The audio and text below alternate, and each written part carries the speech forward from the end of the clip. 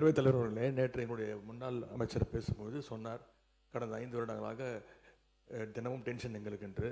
அதை ரிப்ளை செய்யும்போது நம்முடைய நீர்வளத்துறை அமைச்சர்களும் அதே சொல்லியிருக்கிறார். நாங்களும் தினமும் நிம்மதியாக எங்களும் தூங்க முடியல, தினமும் எங்களுக்கும் நிமிஷம் டென்ஷனாக இருக்கிறோம் என்று அவரும் சொல்லியிருக்கிறார். மீண்டும் அதை திருப்பி சொல்ல வேண்டாம் என்று கேட்டுக்கொள்கிறேன். ஏனென்றால் உங்களுக்கும் சிபிஐ வழக்கு இருக்கிறது, உங்களுக்கும் இன்கம் டேக்ஸ் வழக்குகள்லாம் தொடர்ந்து உங்களுக்கும் இருக்கின்றது.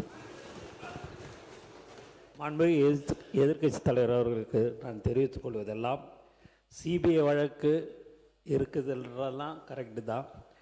எங்களுடைய டென்ஷன், எங்களுடைய முதல்வர் தொகுதியில் என்ன பிரச்சனை, மக்கள் பிரச்சனை இருக்குது, அது உடனுக்குடன் பார்க்குறியான்னு கேட்டாருன்றதுக்கோசம்தான் நான் உங்களுக்கு அப்படி சொன்னனே ஒழிய, நான் வேறு எந்த அர்த்தத்துலேயும் நாங்கள் எங்களை பயமுறுத்தியோ டென்ஷன் படுத்தியோ இல்லை.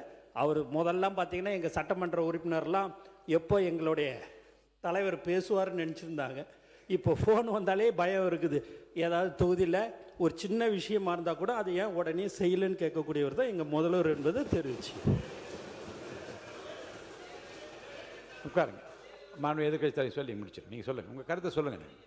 பேரவைத் தலைவர்களே, எங்களுடைய சட்டமன்ற உறுப்பினர் முன்னாள் அமைச்சர்களும் அதே எண்ணத்தோடு தான் பேசினார். அவர் ஒரு மூத்த அமைச்சராக இருக்கக்கூடியவர், வேளாண்மைத்துறை அமைச்சராக இருந்தவர். எங்களுடைய முதலமைச்சர்கள் அன்றைக்கு தினசரி பேப்பரில் பார்த்து, செய்திகளில் பார்த்து, அந்த துறை சம்பந்தமாக ஏதாவது செய்திகள் வந்திருக்கிறதா, அதை உடனடியாக நிவர்த்தி செய்யுங்கள் என்றது தான், அந்த எண்ணத்தில் தான் எங்களுடைய சட்டமன்ற உறுப்பினரும் பேசினார்.